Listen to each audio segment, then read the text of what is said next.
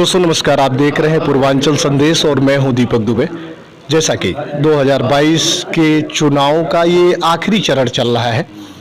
आज चुनाव का कहे कि लाउड स्पीकर के प्रचार का आखिरी दिन है। 5 बजे सारा हल्ला गुल्ला बंद हो जाएगा और इसी तारतम्य में चलते हुए हमारी मुलाकात भारतीय जनता पार्टी के प्रत्याशी और इसके पहले विधायक जो सिटिंग विधायक हैं रवि सोनकर जी से हो गई। आइए आपसे बात करते हैं। विधायक जी स्वागत है। बहुत बहुत धन्यवाद आपका। फिजा क्या बता रही है सर?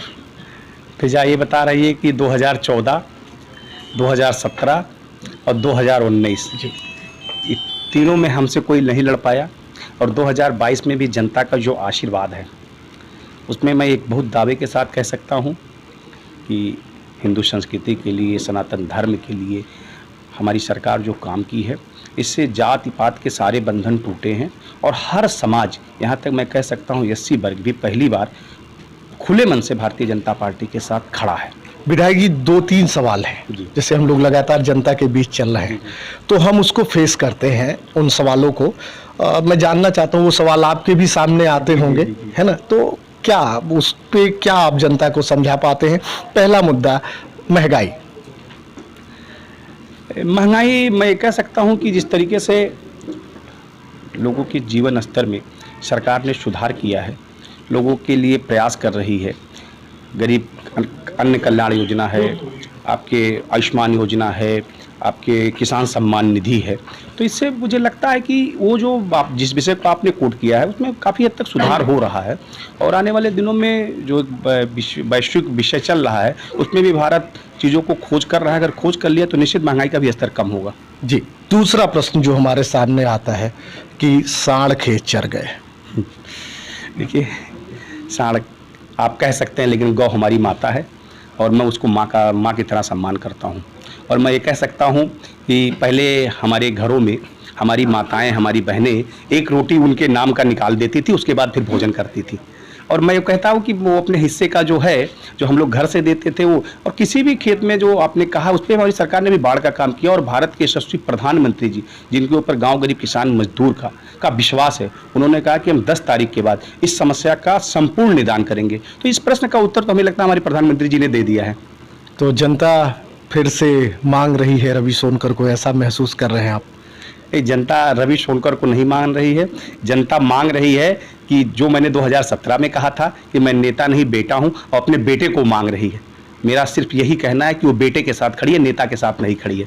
बेटे के लिए अपना काम कर रही है। विधायक जी एक आखिरी प्रश्न है कि आपने भरपूर विकास किया जैसा दिखाई दे रहा है विधानसभा में, कुछ ऐसा जो अभी आपके मन में ऐसा खटकता हो कि अगर मैं दोबारा आता हूं तो ये होना चाहिए महादेवा में, वो एक काम आप बताएं।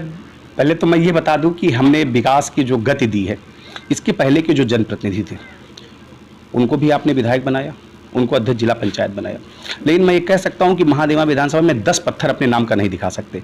मैंने गुरु वशिष्ठ द्वार बनाया जो मर्यादा पुरुषोत्तम भगवान राम के गुरु हैं। मैंने सरदार वल्लभ भाई पटेल द्वार बनाया महादेवा चौराहे पे, जिसके नाम से मेरी विधानसभा है। आप थोड़ा सा आगे बढ़ेंगे, मैं निषाद राज गुहा के नाम से भी लालगंज में एक द्वार बनाया। फिर आप आगे बढ़ेंगे तो मैंने महाराजा सुहेल देव के नाम से भी एक द्वार बनाया। फिर थोड़ा सा और आगे आप बढ़ेंगे, अगौना जिनके नाम पे महादेवा विधानसभा जाना जाता है, ऐसे आचार्य रामचंद्र शुक्ल जी के नाम से भी मैंने एक द्वार बनाया।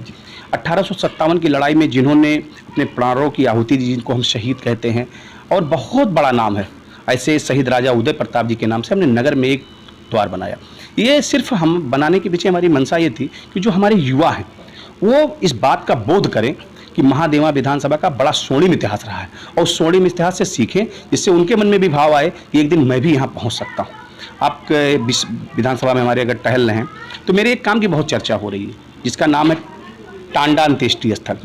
है वो हमारे जिले की संपत्ति, लेकिन लोग उसको टांडा के नाम से कोट करते हैं, इसीलिए मैंने वो टांडा शब्द को वहाँ हटा के मैंने राजा हरिश्चंद्र धाम के नाम से एक मोक्ष धाम बनाया वहाँ पे, और जो वहाँ के लोगों को बहुत सारी बुनियादी सुविधाओं को प्रदान कर रहा है।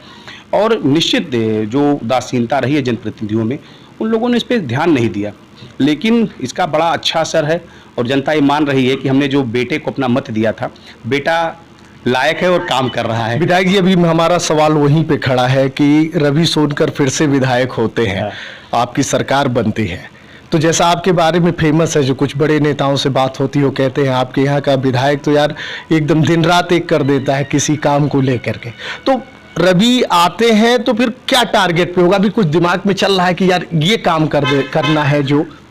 अगर आप हमसे कहलवाते ना तो अच्छा रहता, लेकिन मैं बोल दे रहा हूँ कि महादेवा विधानसभा की योजनाएं कहीं और से बनती हैं जी, शायद आप समझ रहे होंगे कि महादेवा विधानसभा की योजनाएं कहीं और से बनती है। इस कारण से हमें बहुत कठिनाइयों का सामना करना पड़ता है। मुझे उन अधिकारियों से बात करते समय जब मैं बात करता हूं तो ये कहते हैं कि विधायक जी इससे जुड़ा हुआ है विषय, हमको दोनों में बंटवारा करना है। मैं चाहता हूं हमेशा के लिए महादेवा का बंटवारा हो जाए और योजनाएं हमारी विधानसभा के अंदर बने, ये मैं आपसे बताना चाहता हूं। धन्यवाद। आप थे रवि सोनकर, भारतीय जनता पार्टी के सिटिंग विधायक और प्रत्याशी महादेवा 311 जो बस्ती की विधानसभा है। आपका दावा है कि बिल्कुल जनता स्नेह दे रही है, आपको प्यार दे रही है। फिलहाल 3 मार्च को इस विधानसभा में वोटिंग है, 10 मार्च को यहाँ नतीजे आएंगे। देखते हैं हवा किधर चलती है। तब तक देखते रहिए पूर्वांचल संदेश। मैं शंभू कुमार मिश्रा, भारत तिब्बत जिलाध्यक्ष बस्ती समन्वय संघ का। शिवरात्रि के पावन पर्व पर हम महादेव से कामना करेंगे कि सारे लोग क्षेत्र के सुखी संपन्न निरोग हों, यही मेरी शुभकामना है।